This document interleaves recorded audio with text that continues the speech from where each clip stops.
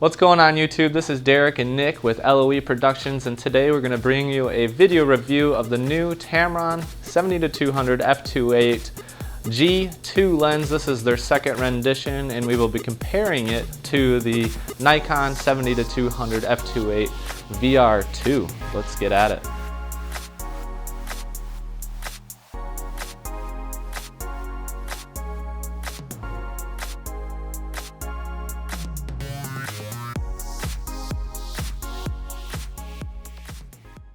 Alright guys, now that we've got that studio work out of the way, what I'd like to do is go ahead and test the VC on the Tamron lens, and we're of course going to compare it to the Nikon version.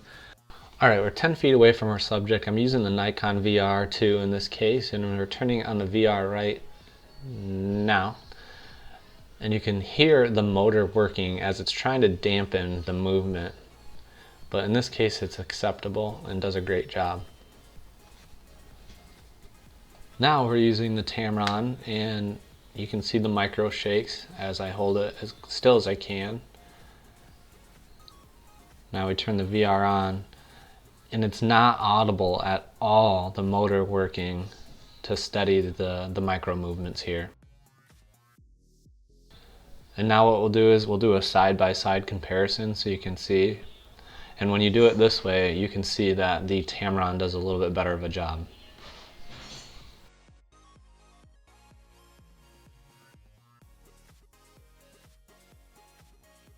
Alright guys, now that we've tested the studio as well as the VC on both lenses, what we'll do now is get into Lightroom and show you guys some comparisons with sharpness. Alright guys, I'm back. I've got all the images loaded up here into Lightroom, but before we get to that, there's a couple things that I wanted to mention. First and foremost, the studio photos of Nick were all taken handheld on the Nikon D800, and the vibration control and vibration reduction was both initiated on the lenses themselves. Now, after getting some time looking at the photos, I noticed that the Nikon with the VR initiated, there's some motion blur. So I kind of want to go back and do these images all over again, because there's not going to be any good conclusion that you can draw based off of the quality. We'll still take a look at it. In addition to that, the t-stop value on the lenses is different as well. I noticed that the Tamron was anywhere from 1/3 to 2/3 stop difference, and they're a little bit darker, but let's go ahead and take a look at the images now. Alright guys, we're looking at a 5.6 image here. You've got the Tamron on the left hand side with the Nikon on the right, and again you'll see right away that the Tamron is a little bit darker. Zooming into a 1:1, the differences between the lenses are very minute.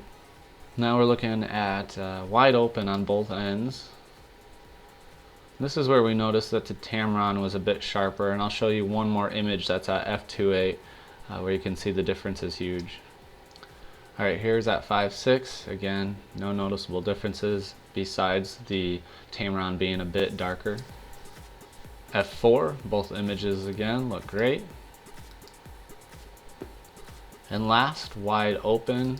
And if we zoom into Nick's facial hair here, you'll notice that the detail is kind of lost in the Nikon. And again, that's where we were thinking that the VR was trying to compensate for something that was not there.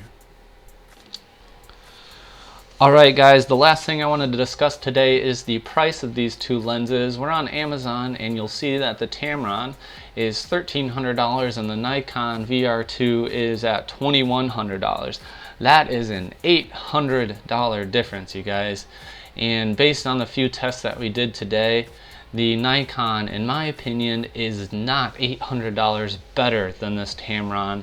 We're going to do a lot more tests for you guys, but that is where we're going to end today's video. If you've got any suggestions or comments or ideas for us in the future testing this new Tamron 70-200, leave your comments below. Make sure to like this video, and we really appreciate you guys watching. Have a good one.